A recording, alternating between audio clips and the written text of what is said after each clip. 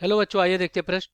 कह रहा है कि नीचे दिए गए प्रश्न में दो कथन है, बताइए कि दूसरा कथन पहले कथन का निषेध है या नहीं है। ये कह रहा है कि कुछ बिल्लियां काली हैं, कुछ बिल्लियां भूरी हैं। तो चलिए हम क्या करते हैं, यहाँ पे मुख्य अवधारणा लिख लेते हैं। मुख्य अवधारणा। तो ये क्या होगा इस प्रश्न के लिए।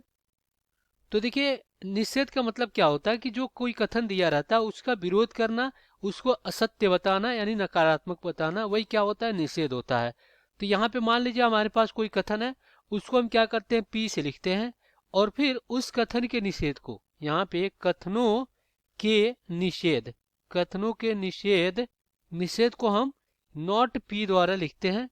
और इसको हम, ये देखिए, नॉट पी को हम क्या लिख सकते हैं, पी नहीं। अगर इसको वाक्य में लिखे तो इसके मतलब होता है कि पी नहीं, यानी किसी कथन का विरोध करना या किसी कथन को असत्य बताना।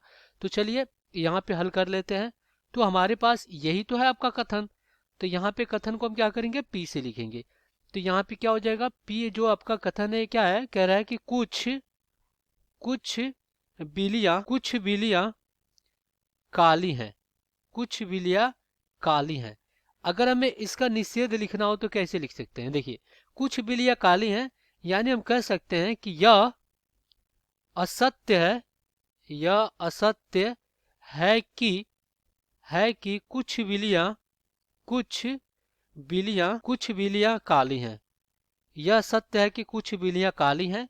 और या तो हम इसको इस प्रकार भी लिख सकते हैं, देखिए इसको हम इस प्रकार भी लिख सकते हैं कि कुछ बिल्लियां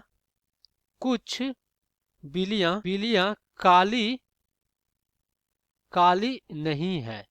इस प्रकार हम लिख सकते हैं इसके निषेध को। लेकिन यहाँ पे कह रहा है कि कुछ बिल्लियां भूरी हैं।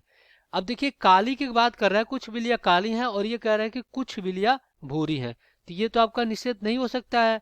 तो यहाँ पे उत्तर में क्या हो जाएगा, यहाँ पे उत्तर में हो जाएगा अतः, अतः यह कथन, यह कथन का कथन का निषेध नहीं करता है, नहीं करता है। तो आशा करते हैं बच्चों ये प्रश्न आपको समझ में आया होगा। धन्यवाद।